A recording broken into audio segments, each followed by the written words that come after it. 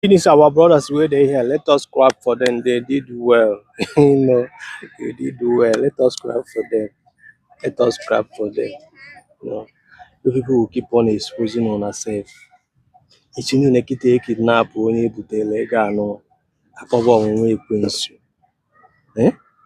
Ikwu kịta na ife abi illiteracy na-disturb a lot of our people. Some people apụta na-asị gị that ị na-ejealous fa. What is this? What is this? Ọnụ nwere etu ọzọ a ga-eji wee prezentịrị onye a na-eme ife a ga-ezi gị iftu a karịa etu anụnwa showbiz a unu na-emegharị na soshal midia. Ọnụ nwere etu ọzọ in country ịma that na onye agụụ dị ndị mmadụ na-alụ and they are ready to do anything to survive. Ị na-attempt to ha more and more. Echi niile kịta anụ onye a mechaa wede na-abịa mabụrụ ma mụ ya ma ọ bụ na-afọrọ ya maọbụ amabụrụ onye relate to him, unu akpọwa ọnwụnwa ekwensu. Unu mekwara ọfụma, anyị akụrụ unu aka.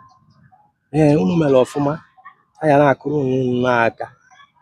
Mana ife anụnwa bụkwa na-aghọtaghị. M na-agwa gị eziokwu, ihe my own opinion, onye ọbụla dị entitled to his or her opinion.